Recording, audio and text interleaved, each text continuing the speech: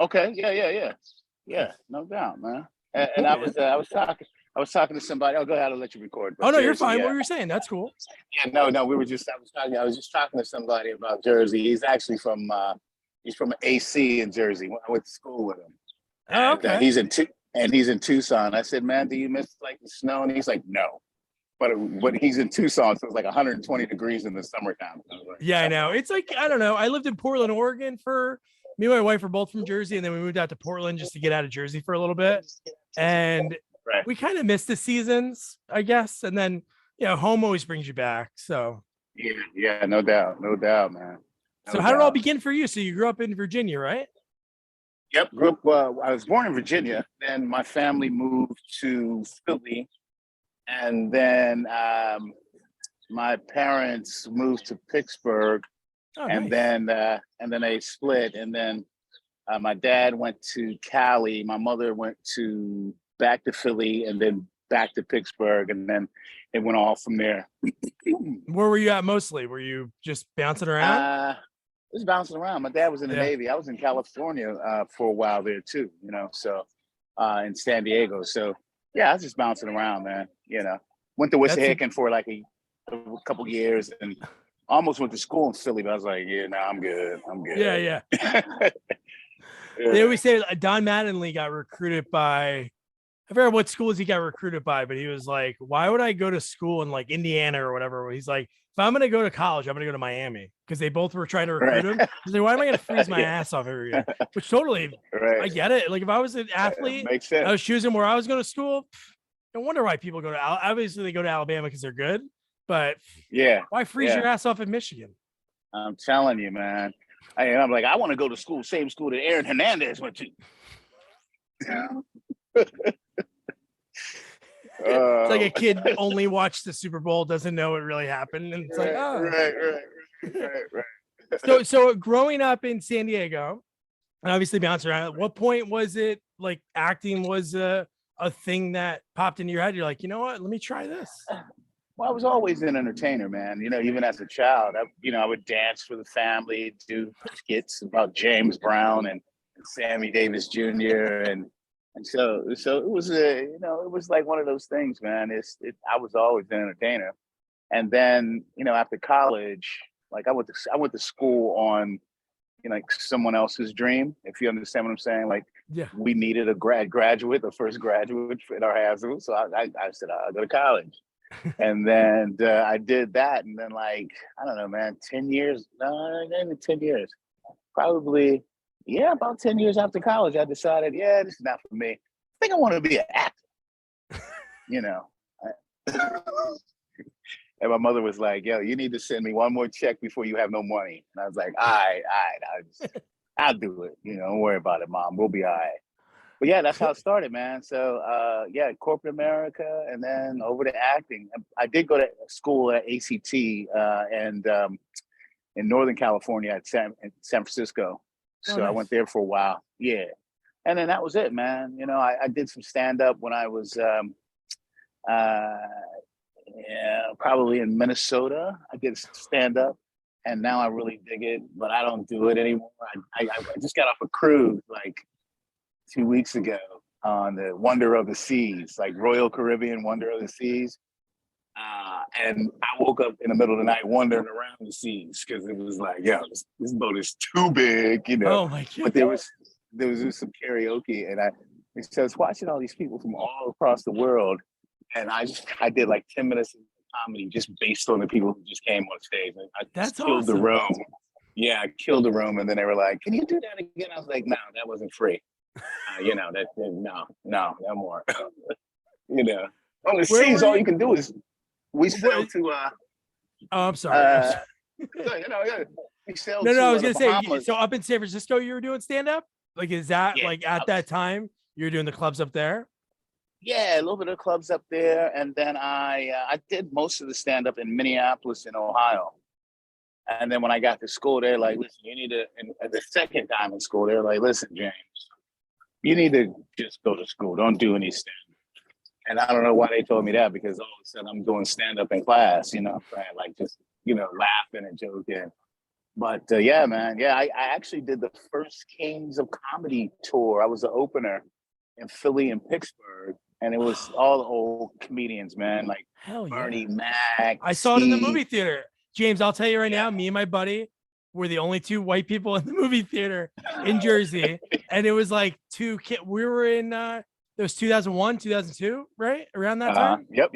And that, Yeah, so I was like 14, 91, 15? 92. It was actually it was like Oh, 91, that was 92. the early one. Okay. I was talking about the one they did in Yeah. the theater, the movie theater, Yeah. the one that was in the movies. That one. Okay, yeah.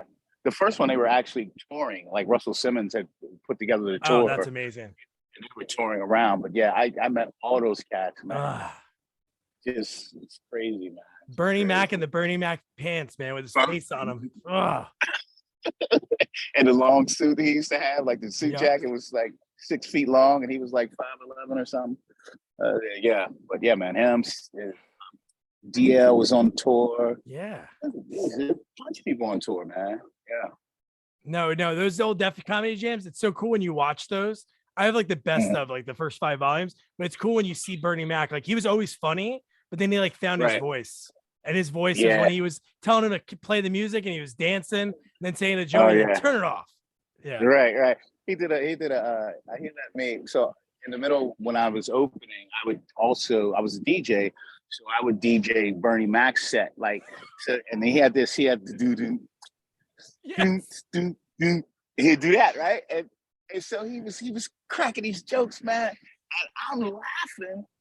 He's cracking the jokes, I'm laughing. The record skips, and he just gives me this look, like, MF, if you don't stop laughing and just play my music, in his Bernie Mac voice, Jam, I'm put your head. You do it again, boy, I'm gonna hit you in the head. Do it again. Okay, do it again, Jane.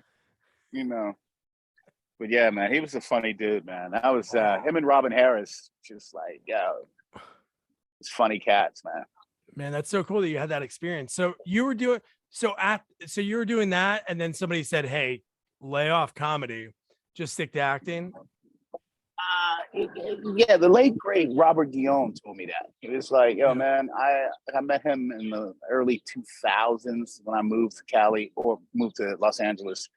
And he had told me, he said, man, it's great that you do that, but don't be a buffoon, right? Don't be a buffoon comedy. There's smart comedy, because, he did Soap, Benson, he did all these famous comedies, but they were smart. There was no buffoonery in there. And I kind of got me out of that lane, because it was when those type of comics came up, they would tell stories with their bodies. They would tell all these stories with their bodies. And some comics do it now. But he's like, James, you just gotta watch the buffoonery, because it's not gonna get you anywhere. It's stuck. And then I kind of drifted off into like more dramatic stuff. And now, I'm doing a comedy called Renfield. I'm like, what the heck is going on with my career? You know what I'm saying? And I'm doing it with Dracula. I'm doing a comedy with Dracula and his boy of 900 years. And you don't think this is funny? But it is funny. But and then, just to deal with a cat named Ben Schwartz. Ben Schwartz is a really funny guy. Oh, man. Yeah, dude, he's really, and then even the other people that are in the movie and like lesser roles, like Carolyn Williams and William Ragsdale. So they have like these cool like horror icons from the 80s that are like put into the movie, which is cool. Right. And again, I didn't get to stretch out. Like, I mean, when I saw the movie, I was like, Chris McKay cut a whole bunch of stuff out of the movie, because we were doing a whole bunch of stuff. I mean, between myself, Ben Schwartz, and sometimes Aquafina, man. She's funny. Bro, we could not hold it together half the time. So yeah, but a lot of that stuff got cut out, but it still ended up funny to me. It's a funny movie to me.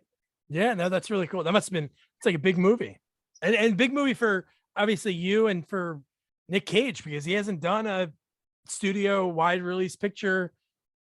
Yeah, I think he did that. Right?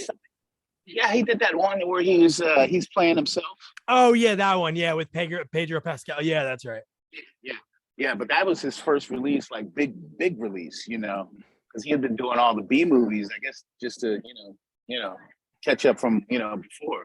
So yeah, but cool dudes. everybody has their idiosyncrasies, man. You know, Yeah. you just got to say, all right, I'm gonna let them just do that, and I'm just go over here. You know, like, Yeah. you just gonna go cool.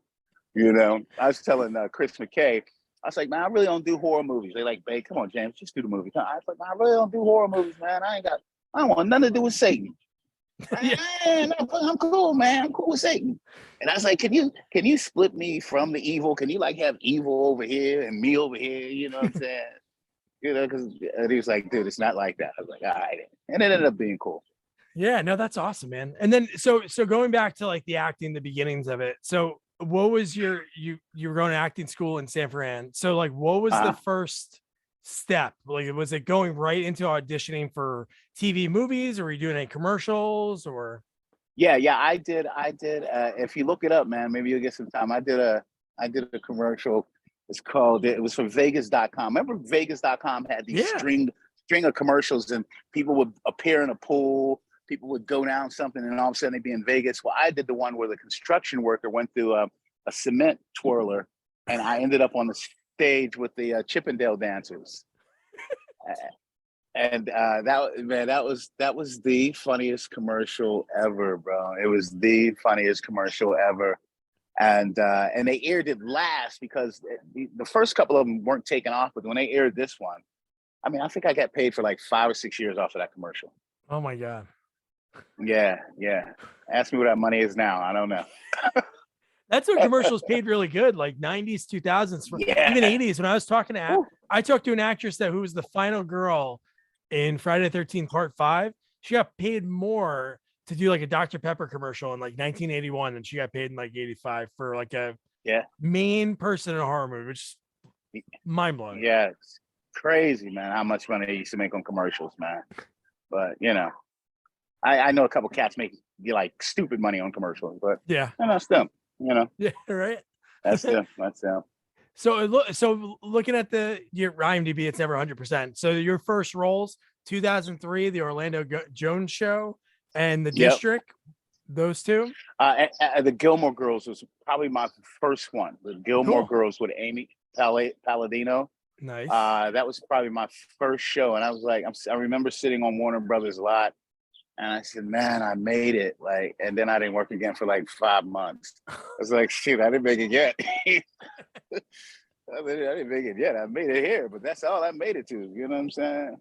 But and then she brought me back on a different episode a couple years later. So her, the woman from Sherry, that's Sherry's last name, but she's a Bostonian. Her and Sherry and Wendy O'Brien were always like championing me. Like Wendy does Sunny in Philadelphia, oh, nice. Sons of Anarchy when it was out. So between those women, they would always champion what I was doing. So that was cool. That's awesome. It always is big when I talk to casting directors. They have their go-to people. And if you ever look at their movies on IMDb, look at a casting director, there's always like, not the main actors, but there's always like the other people. It's like a lot of the same people. This one lady I interviewed, she had Stanley Tucci in like 5 movies in a row. Like within like his first like 2 years acting, he was like construction worker or random guy and stuff like that. But you need your people you can trust. That's the one you don't want to have to worry about the other person in the scene. That's the last thing you want to worry about. Right. Absolutely, man. I know people call me and then they'll call the agent and I'm like, hey, can James? I just did a movie. It's called You People. It was Eddie Murphy. It's all these people. Right? Jonah Hill, Tons. Jonah Hill. All this, man. I got to set and Eddie had like 7 SUVs full of people. I was like, how many? You know, it's just all his people, right? Not his people that work for him, Big Fruity and all of them. And like, how would you like your name to be Big Fruity? And Big Fruity is a big dude, man. His name is Big Fruity. Big Fruity, a big dude, man. But I would say, can we drop the fruity part? You know, just Big Fruity. Just call me Big or something, you know, but don't call me Big Fruity. So they called me for that, man, and then I got the part, and I was shooting Renfield, and I told them, like, yo, man, shouldn't I have an argument with this other guy, the Jewish guy, and he should argue with the black dude? And James, don't worry about it. So I said, okay, are you sure? Because I'm leaving. I got to go back to New Orleans. Oh, James, you're good. Yeah, next day I'm at the airport. They're like, hey, James, we forgot to shoot that one scene. hey man, I'm on my way to Renfield. Sorry, and that was it. Ah, And then if you watch the movie, like the dude that Iman at the end is different from me when I in the movie. But oh, yeah, you yeah, see you earlier in like a behind shot or something. Oh my yeah, god. yep, yeah, yeah. But I got paid like it was an all-star or something. I was like, y'all give away this much. This Netflix deal is something else. Yeah. You know, jeez. It's so So funny yeah. how many times that probably happens in movies. Like that happened in Aliens. James Remar got casted for Michael Bean because James Hmm. Remar got busted for drugs in London. So they had to Yeah. like recast him. But they some scenes they just couldn't reshoot. So you see him randomly in these scenes, like James Remar. You just see him Hmm. leading the battalion. Like it's funny. It's funny how that happens in movies, Yes. but it's got to happen. Yeah, People man. have things come up, or in your case, like, hey, I gotta go to a shoot. Yeah, it is. Or you end up punching somebody, and then man, Yeah, and now you're out. yeah, yeah. It's like I like Jonathan Majors. Couldn't you have punched a dude or something? Oh, yeah. Don't. Nobody hits women. But nobody does that. Ah, And you're on the two. I looked at how much his two movies made together was like 800 million. yeah. I'm like, dude, what are you doing? You could at least made it till you were 40, R. Kelly. I mean, come on, bro. Just He was like, gonna be that next guy. There were so many oh movies my that he god. was gonna be, I think, the main person in the next Marvel in the big like the big Avengers movie. Yeah, He was supposed to right, be like the right, main thing. right. Now he's left, now he's like a raccoon or something. I don't know.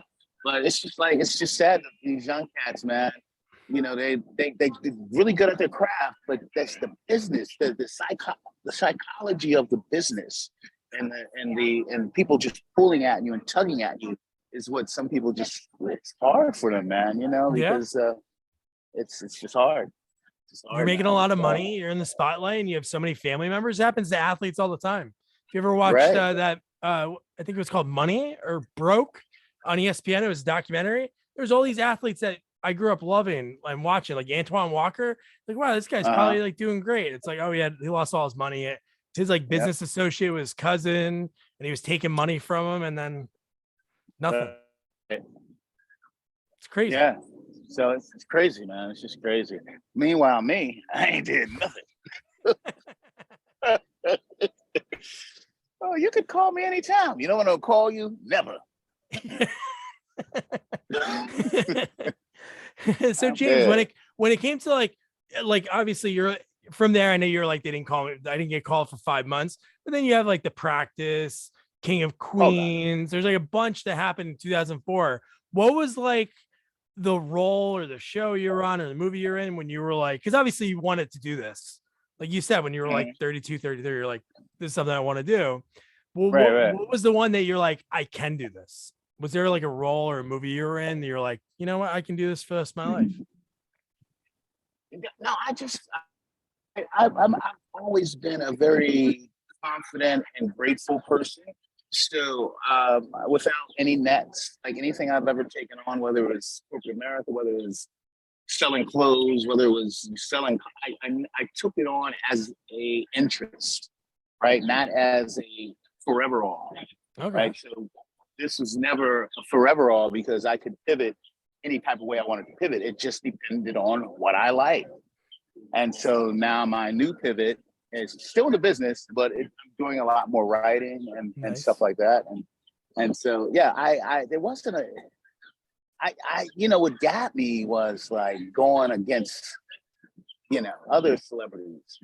That's when you say, okay, you got to put the nerves away and go to work. You know what I mean? And one day I was with Jimmy Smits, and Oh yeah. yeah, we were doing Legacy, the new Jack Bauer thing Oh yeah, with yeah, yeah. Corey Hawkins. Yes. And I walk up to him, I'm trying to be cool, right? I said, hey, man, I'm James. He's like, dude, I know who you are. I was like, well, get me a plate. No, I didn't say that. So it's those type of things that make you feel like, all right, you're part of it. People know you. You don't have to introduce yourself to everybody because everybody pretty much, who you work with is going to know you. So Yeah, it's that's such a tight the knit community. There's only X right, amount of actors that are doing it. I guess when you're right, going in right. auditions, you're thinking like it's a big pool of people, but it's really Hmm. not as big as you think. So That's great that he said that. Oh, I know you are. Yeah, yeah, I know who you are, man. I was like, oh, well, let me get them ribs and that piece of pilaf salad over there. Bring that to me. I didn't do that. But that was a big Yeah, thing for you. That was that was yeah, it's huge. 6, 7 episodes, right? That's a big deal. Yeah, yeah, that was huge, man. I thought it was going to keep going, and then I realized black people don't last in movies or TV. Went down all of a sudden, you know what I'm saying? I was like, what in the world? But yeah, I thought it was going to come back, but I think the audience was so stuck on the original Jack Bauer that Corey Hawkins didn't stand a chance. Yeah. Yeah. How's that conversation happen? Do they call your agent or do they pull you in and say, so this week's script, you're gonna die? No. They say, here's your last check. Enjoy. That's it. You don't have to give me no explanation, man. Just give me the check. I'm out, bro. I'm out. Somebody asked me the other day, bro. They said, James, what's the next thing you got coming down the tubes? I said, money. That's about it. I can't forecast anything else, man. Yeah. So yeah, that was it.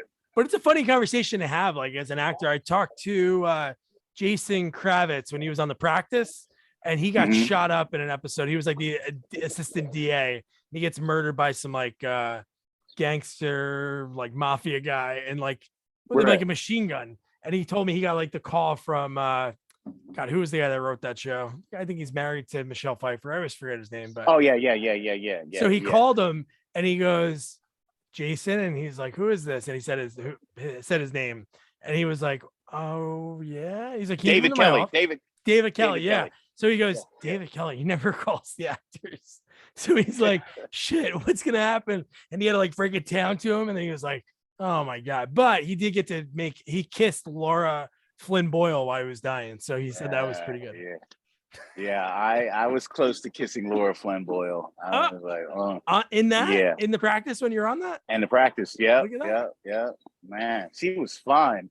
And I haven't seen her in a long time though, man. I don't know if she acts. I just remember her as the way she looked in the 90s, like Twin Peaks and The Practice. Right. That's really it. She never, or Wayne's World.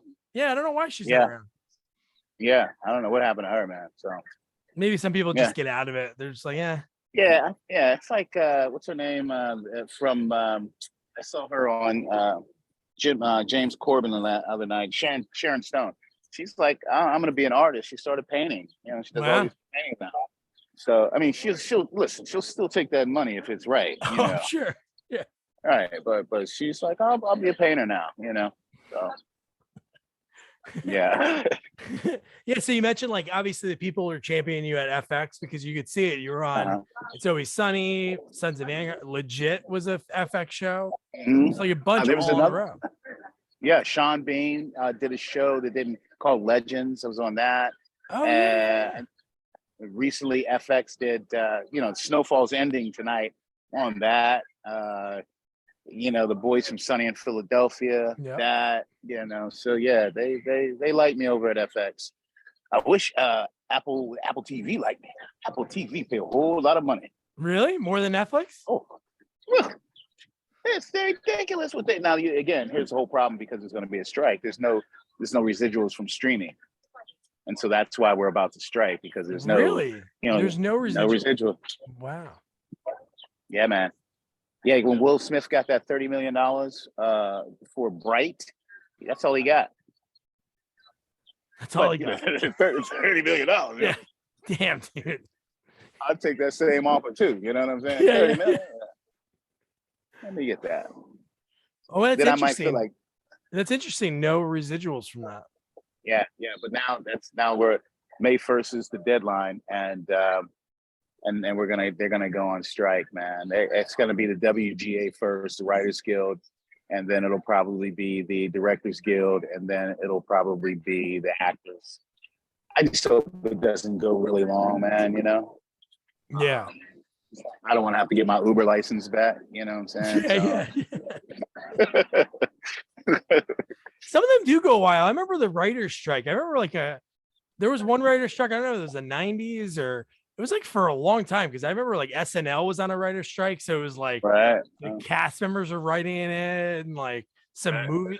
I forget what movies came out, but around that time. But that's interesting, man. That's good that you guys are banding together and doing that because Yeah. they're gonna be pocketing the money because people are. I don't know if people are still watching Bright.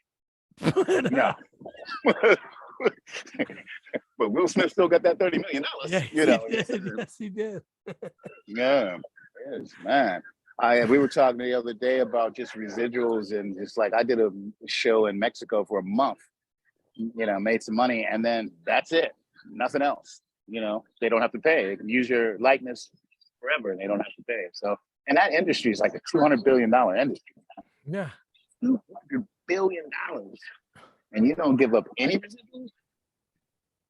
Yeah, it is what it is. yeah, it's kind of crazy. That's how actors live when they're done. I helped an actor write a book, this guy Larry Henkin, and that's like what he lives on. Obviously, Social Security and whatever he got from being in the union for all those years, but he's living off people watching, you know, the things he was in. So yeah, that's where my money comes from. A lot of my money comes from residuals. I mean, not a lot of it, but you know, a substantial amount where I go, okay, maybe I don't have to work this month. But yeah, residuals, man. Residuals, man. You know, that's how we live. So yeah. Yeah, and then there was like a bunch of the network shows like Grey's Anatomy, Criminal Minds. So is there I love your whole mindset because it's really just whatever the opportunity is, that's what it is. It's not like but it seems like you wanted to do more drama, right? That's like what your focus is on roles. Yeah. Initially, I wanted to do more drama because I just didn't, you know, I wanted to fall into something as relatable as possible. Yeah. That was the whole thing for me. And then later on, I'm like, and I'm a really funny dude, and I'm not just saying really it for funny, yeah, funny dude, man. And then I started realizing once, like Abbott Elementary came out, some other shows came out. I was like, okay, people watch comedies, and you know, and so now I'm telling them, look, man, if we can get on a comedy, 30 minute comedy, I'm down, or a movie. But you know, I'm that flexible. I just never made mention of it that I was that flexible. And then people are like, dude, you're funny. I was like, yeah, I'm also black. Make the correlation here. I don't know what the heck you talking about. You know? You know what I'm saying? So yeah, I don't know, just to say it out the blue, boy, you're funny. I'm like, yeah, boy, I'm black too. I don't understand the relationship. You know what I'm saying? Yeah. So, yeah, but yeah. No. You are definitely funny, especially you're just the background of like opening up for them and just the fact that you even for fun, you were riffing for 10 minutes on what people were wearing on a cruise ship and like, yeah, right. And killing the room, man. And, you know, it was just fun. It was just fun, man. So, and that's where all the improv comes in and what you do on shows and movies really, but not TV shows. But yeah, I get why people laugh because they're tired of screaming and crying all the time. Yeah, I get why people laugh. People don't want to say the obvious, right? Which you could just leave that up to me on a cruise ship, right? Yeah. Let me say the obvious, and it's nothing to tear anybody down. It's like I know Earthquake does this. Earthquake says these ain't jokes. Like that's his punchline. These ain't jokes. That's how I was like, these ain't jokes. This actually just. So it's cool. It's cool. No, I think in improv too, like no matter what, comedians can be funny, but when you can sort of tell people are coming up with it in the moment, I don't know why. To me, I find it so much funnier. Like Ben Schwartz is a big improv guy, and like because he came out of New York. I think he grew up in New York or Long Island. He's a tri-state guy. Yeah. So you guys riffed on that movie a lot. They let you do that. Yeah, man, they let us go at each other, and we weren't really going at each other. Yeah, we were just supporting each other, and brother, it was so funny, man. He is a funny dude. Yeah. And then we would say stuff, and then we would just go back and forth. And I know Chris McKay was like, "This is gold. I'm gonna cut it out the movie." And I was like, "Yeah, you know." Get that on a DVD, man. Deleted scenes. Hopefully, they have something like that, special features. Yeah, someone else said that. Like, yo, you should get the DVD when it comes out. I probably will, you know. Yeah. No, that's cool. Yeah. Do most directors let you riff, like in movies, even drama? Like if you're in a dramatic role, do they say, James, how do you want to try to say this line? Or in movies, it's because it's fluid, right? You're not stumbling because of a line. You're really getting engaged because of what you just heard from someone. And even though you know your line, the script is all there. Your reactions can be different with different, but with the same intention, but with different words. So that way it could become he's over there, right? It's the same thing, but there's more, what you're connected to in terms of the reaction. Yeah, and I think a lot of times films, like if you take a script from a film and you take the original script and you watch the film, I'm 99% sure that everything written is not what's in the movie. Yeah, I bet. They changed it up, and I remember my first experience with that. I was shooting a movie with Dave Davies, and he was all over the place. I said, I didn't say cut because I'm not the director, but I said, hold up, what are you doing, bro? When do I say my line? Yeah. I was like, dude, what? And then they're like, James, he's just riffing. I was like, oh, okay. Is that what you call it when you're on page 39 and I'm on page 4? Okay, yeah, great. Yeah. All right. Yeah. So that'd be hard to keep up, like somebody, you're like waiting for them to finish, like say a certain keyword that like, okay, now it's my turn to say the next line. Right. And he's not saying that line. You're like, I don't know what to say. Yeah. And that's when you get like a cuss word, because I don't know where you at. And then you just say something crazy. Yeah. You say something crazy, man. But yeah. No, that's interesting. No, it's good. I always, for some reason, when it comes to like drama movies, I feel like for them, it like every word like matters. But that's cool that they let you riff, because then there's actually like something in the moment, so you can actually evoke like the actual emotion you feel. Obviously, you're feeling a certain thing about your character in the scene and who your scene partner is. That's pretty cool that they let you put something into it. Yeah. Aaron Sorkin and others like him are the only people who really say, I wrote it this way, I want it to be said that way. And movies. Yeah. And TV, you got to stick to it, because TV is more of it's scripted, it's timed, it's go. Yeah. And so you don't get much time to do, maybe you can end it on something, but there's not a lot of time to go back and forth. What do you like working on better? If you had like a choice of like for the rest of like just TV, just movies, is there one you prefer? Yeah, a cruise boat. No, I'm cruise boat. Yeah. No, I would prefer film, man. But it's so I read an article the other day. It says we're in the post era of films. And I go, wow, that's deep.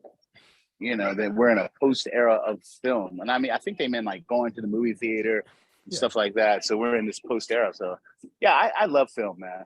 TV, listen, TV is cool because you get paid, but it's not always a guarantee. Yeah, no, that's true. And then you make a movie like Amsterdam or whatever that movie was, or Babylon, and then you spend all this money and you don't make nothing. It's so funny that they're two movies, one word. I haven't seen both of them yet, but the reviews are the same about both movies, like all over the place. So what is this? And Margot Robbie's in both of them, which I think is so funny. Yeah. She came off Suicide Squad and just like, I thought she was gonna be next level. And then she did a couple of movies. She did Hollywood. What was it? Something Hollywood. Once Upon a Time in Hollywood. Yeah, she played Sharon Tate, right? Sharon Tate. Yeah. She did well in that, but then she went 2 back-to-backers. I was like, okay. Yeah. But she's still working. Somebody's gonna call her. Yeah, no, definitely. But I could see that when it comes to like film, like movie theater wise. But it's what's so funny? Like movies will come out and they'll be 3 hours long, and people will be like, "Holy shit, I got to sit in the movie theater for 3 hours." But then the same person will sit there and stream 8 1-hour episodes of a show back to back to back to back. Right. So funny. Like, yeah. I don't know which way we're headed in this whole media. I don't know. We got Instagram stars, Facebook stars. We got. But the good thing I think is that it's opening up people's imagination to what can happen, what they can do. They don't have to be so structured in life or depend on working for someone else the rest of their lives.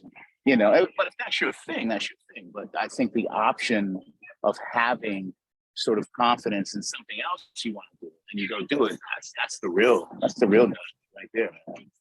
Yeah, no, people can create YouTube, Instagram, TikTok. Yeah. There's people that get TV TikTok. series off of being on TikTok or getting movie roles just because of how many followers they have. Because the person making the movie is like, you know what? Maybe the people that follow the 10 million followers will see them in this movie. But no, it's definitely an interesting Right. time. And so many streaming services give actors more opportunities, and then which is a good thing. More content is good for yourself and other creators, so that's good. Right. Yeah. And then so writing, you wrote down. I was looking on your IMDb, and I know those things aren't usually written by the actor or like but it said you're gonna get. And you mentioned before about writing, but directing and writing is something you want to get into. Nice. Yeah, I actually just got a film into Dave Brown and Jamie Foxx's Indie Nights here in LA. Oh, cool. And then I'm shooting a movie with my nephew who's in Ain't Too Proud, the Temptation Story. He plays Melvin Franklin, one is traveling around. So we're gonna do a story. I wrote a story about Nat King Cole in 1930 in 1956 in Birmingham, Alabama, getting attacked on stage. Oh my god! So yeah, man, it's called An Unforgettable Night. Very cool. Yeah. So that's the type of stuff, man. No, that's cool. No, it's cool. The story, even this year alone, how many biopics are coming out of people that need their stories told? Like the George Foreman movie that's coming out, which I didn't even know was coming out, of him like when he was older and he was like not fighting for 10 years. He came out of retirement. Sweetwater, who was on the Knicks, which is like a very cool story that no, but that'd be pretty cool. So where are you going to shoot that? Are you going to shoot that there? Or are you going to go shoot it right? I'm going to shoot it in LA. And I'm going to take some outtakes in Alabama of the auditorium. Some outtakes because I have to teach a kids class down there in June. So we take some outtakes and just go from there, man. But it's all, I wrote it in a way that it's called, it's one in a series called POV, point of view. And so, I'm having 6 interviews, but these people are actually in the audience, but that's all you focus on. You get their reaction to what's going on. And then the before and the after attack reaction, and then the story in the middle. So it should be pretty cool. Nice. How long is it going to be? Like a feature? 30 minutes. 30 Cool. minutes. I'm going to do like 33 minutes, just in case, during the 28 days of Black History Month, somebody calls me and says, hey, can we put this on the network? That's crazy. Black History Month. Black History Month is not like an ordinary month. It's only 28 days. I know. It's so stupid. Like, yeah, and they only get like Mexican people Cinco de Mayo. They get 1 day. That's it. St. Patty's Day, they give them 1 day. I'm like, you guys are crazy with this, month. Yeah, I was like, man, just celebrate people, man. I wouldn't even know. Why was it February? I have no idea because it was the shortest month. And then as soon as the calendar turns, and then it's like Women's History Month, that gets 31 days. Yeah, 31 days. Like, man, come on, you guys are killing me with this. Come on, only 28 days. And you have that old white guy in the back, and he's like, well, some years you get 29. Yeah. And then you got to take out Valentine's Day and President's Day. So now we're down to 27. Yeah. God, that'd be funny. A good bit. That'd be a really bit. Oh my God. But no, that's pretty cool. You're going to shoot. That's great, man. What made you want to do that? Just being on set and just watching what they're doing? Just telling history, facts of history that people don't know about, things that happen. I'm so tired of this slave narrative. Everybody knows about slavery. Everybody. But there were some things in between 1863 and now that happened that changed trajectories. So, you got to tell those stories, and it's not always about getting off the Santa Maria, the Pinto, and the other one. You know what I'm saying? Yeah. So it's just like, it's not always about that. But there's some other stories out there that had an impact on history that people just they haven't told yet. So that's my thing. They should do that because how many movies can you have about Hitler How many movies can you have about World War II? Or it's getting to the Yeah, point that you're like, how many times can I see the same thing about Hitler? right, right. How many times? You know what I mean? Yeah. So We get it. or He rid kills of the rid. himself. Like we get the end of the story. We've seen this Right, before. But you're right, right. Those right. other people that you don't know that I wouldn't have known that he got like attacked on stage. And there's probably so many Mhm. other creators. Like they need to get another Jimi Hendrix movie. I don't know if you saw. There's two Yeah. Jimi Hendrix movies that came out in the last like 20 There's years. there's one with Wood Harris, and then the I other love Andre that one. 2000 to the yeah, yeah. Wood There's Harris two of them. one I've loved so much.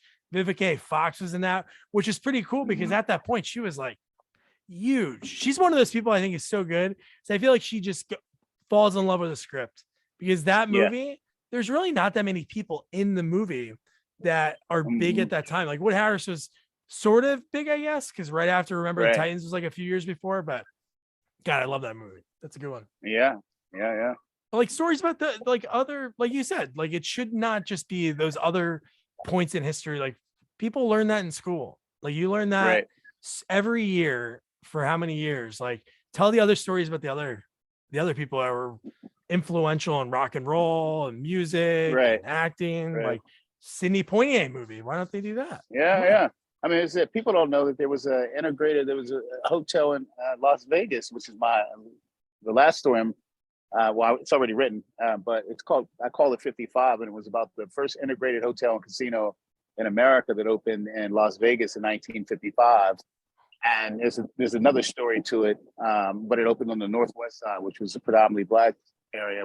And people don't know that, they know the story that Blacks could play at the, Frontier and the Dunes, but they couldn't stay there. So they had to go to the West side. Then this Jewish cat, Schwartz, opened this casino and hotel. And it was at the time it would cost $3 million to make or to build, which is equivalent of now about 800 million. And it was the toast of the town because blacks, whites, whoever, all the people could go there. And then it shut down the strip at night because everybody was headed over there. And it only opened in its original form for 6 months. So yeah. I went to Vegas last year and took some pictures of the site where it was at. It's just huge. It was like a huge site. Wow. And because it's a historical landmark, they just have the site now and then the old marquee of the place. So it was called the Moulin Rouge. Yeah. Oh my so God. That's the story. Why did it only last 6 months?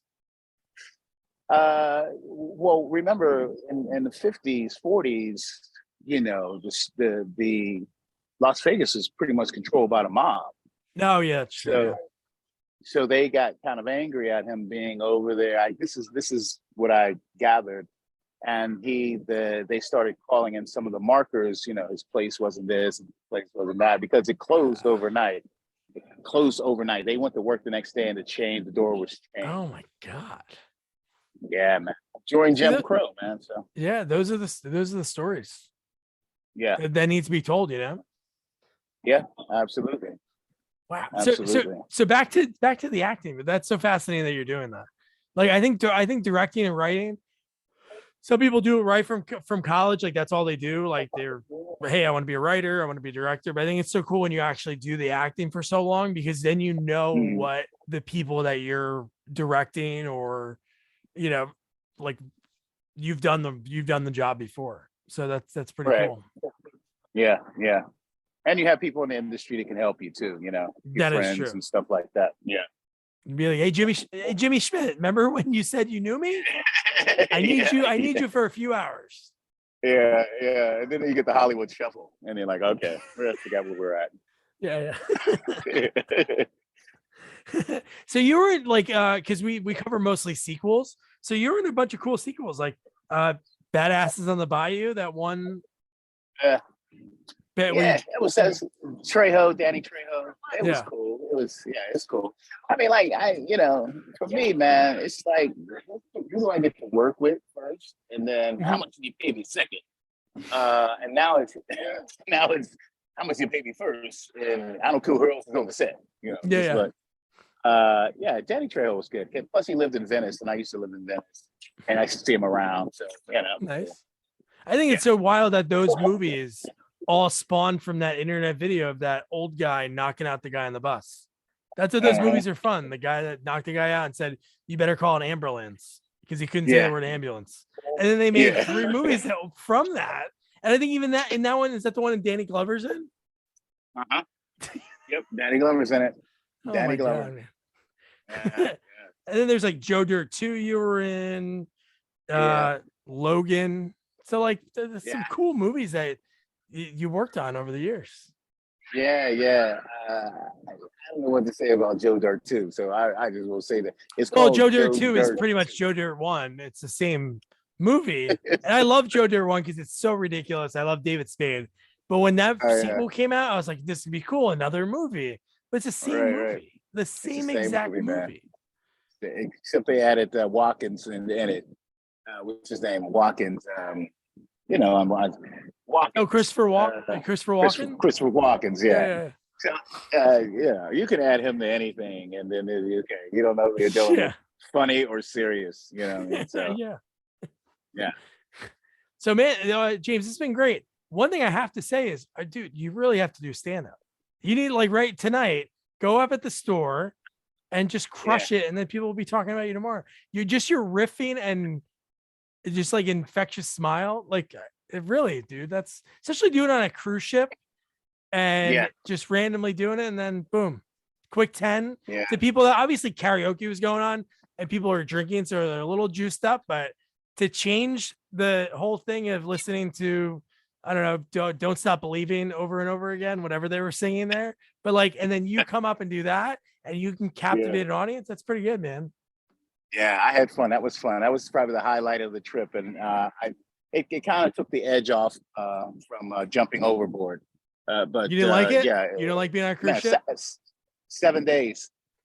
I don't like the look of them. Whenever they show the commercials, like the Disney one, my daughter, she's 4. We took her to Disney like 2 years ago. She's like, Dad, can we go on that? And I just see it, and it's like, to me, it's too big.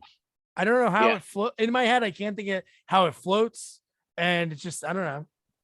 Same thing I said, man. It's like 200 tons and it's floating. Meanwhile, if I jump over the railing, I'm going to go straight to the bottom. So I don't get it. Plus, it's like a big ship with like 10 petri dishes on board. Oh, you know, I know. I'm like 10 pools. They're like, I'm good, man. Yeah. Even before COVID, there was like well, at least once or twice a year, they have like a ship that nobody wants to take because everybody's sick on board. That'd be my luck. I'd be like living on that thing, eating the same disgusting buffet over and over again. And I'd be donezo, man. Yeah, man. Yeah, man. Oh, but James, this has been great, man. I really appreciate you taking the Thank time. you. I appreciate Just be on a few weeks and Renfield, man. That's really cool that you got that. That's big. Yeah. That's awesome. Yeah, let's see what's next, man. I was like, maybe someone will, and I was like, man, just keep doing what you're doing. It's gonna come to you. Don't worry about it. That's a mindset you have to have, because you're not going to change the way you think about it. Isn't going to change anything, right? Having that carefree attitude that you have is what matters. People feel that when you talk to them. Yeah, man.